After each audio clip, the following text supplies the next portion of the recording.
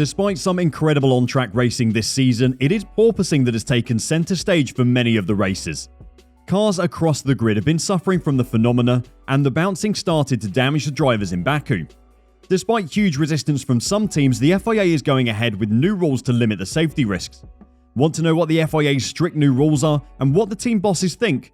Then stick around for the rest of the video.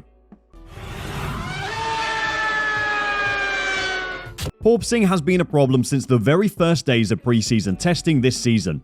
Most teams on the grid had it to one degree or another early on in the season, but at this point it's pretty much developed out of the cars. Unless the race is on a street circuit, that is. Baku has been the worst for the bouncing, but there was plenty on show in Monaco and Montreal as well, especially for Mercedes.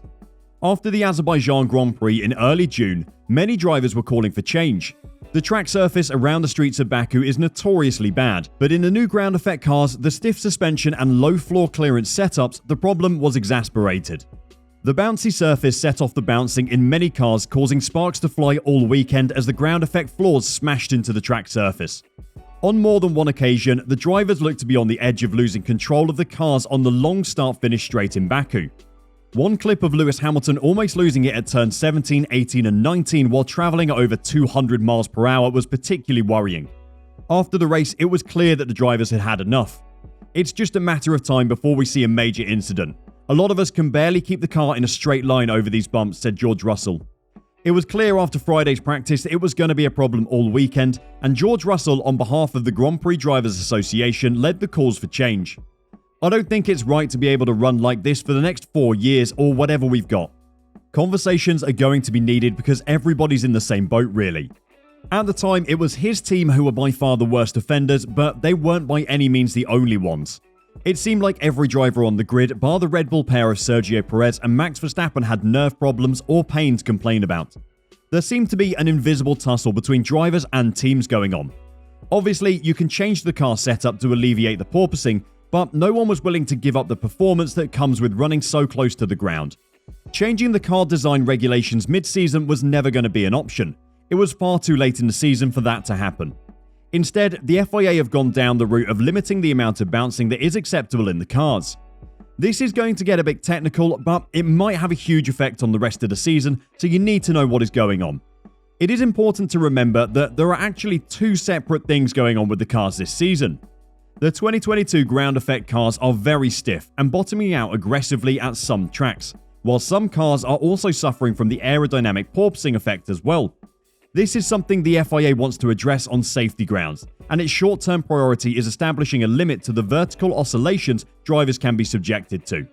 The technical directive, which debuted in Montreal before being changed at Silverstone and finally ratified at the Austrian Grand Prix Technical Advisory Committee meeting, aims to create an aerodynamic oscillation metric, or AOM, which will allow the FIA to monitor the amount of bouncing and punish teams who are running dangerous cars.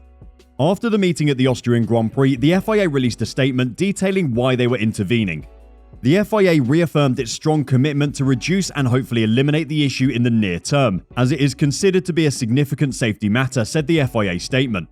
It is the responsibility and the prerogative of the FIA to intervene for safety matters, and the reason the regulations allow such measures to be taken is precisely to allow decisions to be taken without being influenced by the competitive position each team may find themselves in, it added.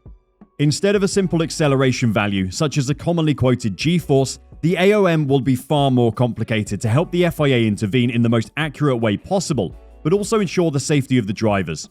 They came up with a formula designed to calculate aerodynamically generated vertical oscillations. The AOM will be given in joules per kilogram per 100 kilometers. From how the AOM value is generated, we can assume that the FIA is more interested in limiting the amount of energy that's being put through the driver's spines than the strength of the force. To ensure its complicated aerodynamic oscillation metric can be applied equally across all the cars, the FIA is seeking to ensure that all teams are adhering to the intended limits around floor stiffness as well. The change in floor stiffness tests will come in at the Belgium Grand Prix after the summer break, as will the new AOM tests.